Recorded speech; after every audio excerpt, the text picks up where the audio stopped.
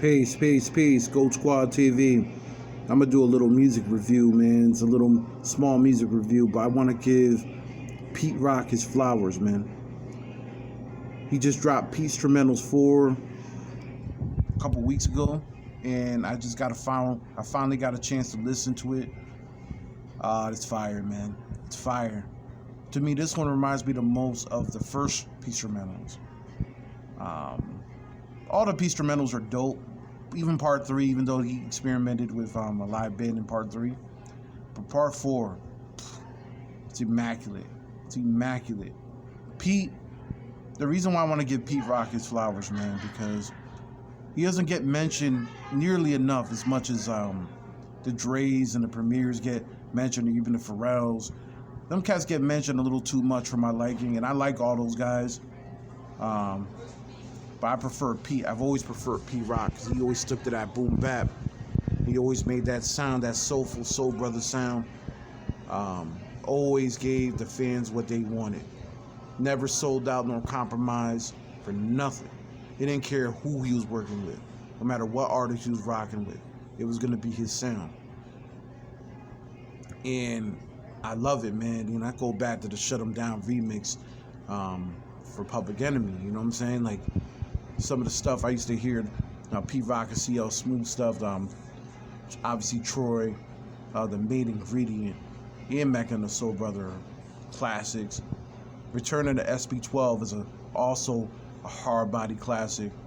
I don't think there's a whack beat on there. This dude legitimately is almost damn near impeccable with the beats, man. I don't think I've ever heard a whack beat from him.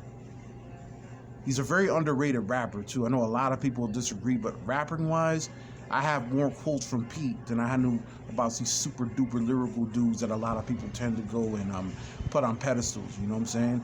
Also, he did a small EP with Cannabis. Shouts to Can I Bust. That album's fire. Even though it was only 2 songs and a remix with Bronze Nas from an album prior, Pete Rock killed that vocally. But the other beats that he did for Cannabis, I would have never thought Pete would have did anything with Cannabis. And it's not to say anything bad. Cannabis is my favorite rapper. I don't care if anybody want to talk about the Notepad. I don't care about none of that. At the end of the day, this dude's one of the illest lyricists ever. You'll never, ever catch a rapper do the things he did in the late 90s. Lyrically, it was just unheard of. That said, I love the stuff he did with Cannabis.